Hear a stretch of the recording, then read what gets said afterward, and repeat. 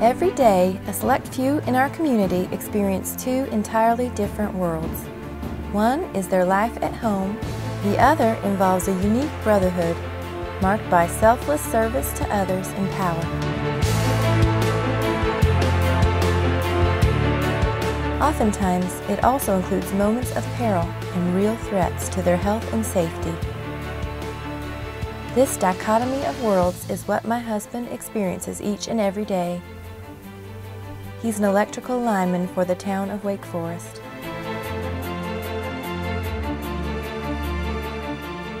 He fixes power where power is broken. He takes power where no power exists today. Well, electrical lineman's job is to go out and set poles and string wire, work out of buckets, work energized circuits. Keep the lights on, keep the power going, ensuring reliability for the system through rainstorms, thunderstorms, snowstorms, ice storms, thick and thin. We don't think about power and how important it is to us until we turn on the switch and it doesn't come on. I think that we tend to forget what they have to do to get our power back on sometimes. When your infrastructure is tore down in your town, let me tell you who you're going to have to call in. It won't be the 82nd Airborne. It won't be your fireman and it won't be your policeman. It's going to be these linemen. I liken these people all over the country to special forces people.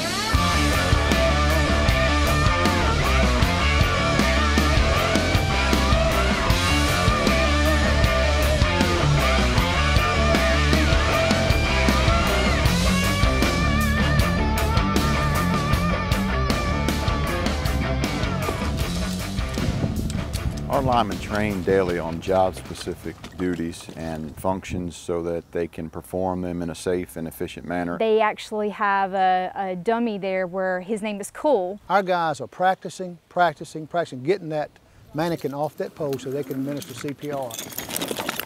We have other avenues to where they can sharpen and hone their skills, like the Linemen's Rodeo. They go down and they compete so that they can be better and quicker at what they do.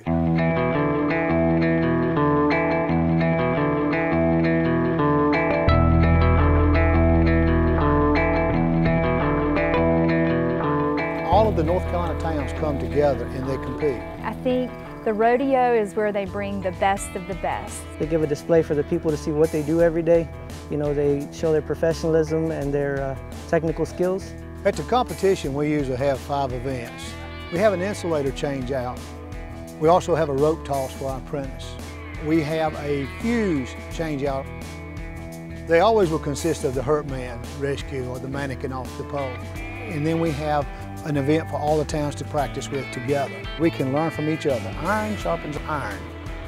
Doing these sessions is very beneficial because they're perfecting their skills. It's a vehicle to really make them think, to really make them try. And it does certainly support our training. Tell me when to pull it. Open it all the way. Come on. There you go. There you go. Good job. If anybody would try to put on a pair of hooks and run that pole one time, they'd highly respect what he does. I would never get in the bucket truck to start with. I would last about 0 seconds because I'm scared of heights. Linemen do have a certain bond from state to state or out of state. The linemen always gravitate to each other. Being a lineman is a brotherhood. Put it in better perspective, it's like a fraternity. I have friends I have lost to this line of work.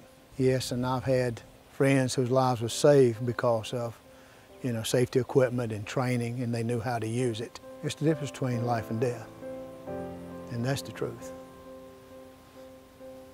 The work is always dangerous because the slightest mistake can actually kill you.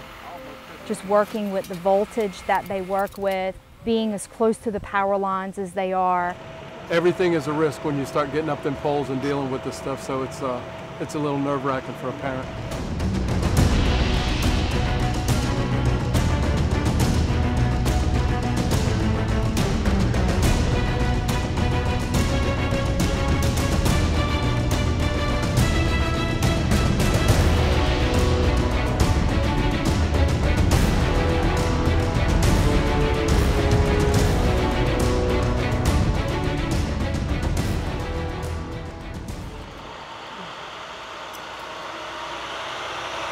They don't just come in when we need them. They are here, they live here. We live in these communities.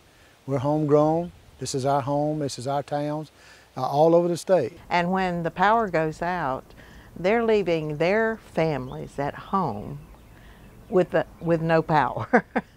I know that he's out helping other people, and that makes it okay for me. It's just not about power, it's about people. They're public servants when you think about it. And that's just part of who they are. They're just a great group of guys. We spend a lot of money on training for these line workers. Safety and training is very important, I think, from a mental aspect, to always be aware of your surroundings, be aware of your training. It's important that you know what to do, you know how to do it, and you know when to do it. We got sons and daughters. Really important. These guys are out there every day, hoping to come back home to their families every night. That is our priority, and that is their priority, and every one of our guys takes that to heart. I appreciate them so much. There's women all over the world praying for their husbands when they go out in the middle of the night, absolutely. I'm just praying he'll be safe, he'll be back home. I'm very appreciative for my husband, and the most important thing is that he comes home safe and sound every night.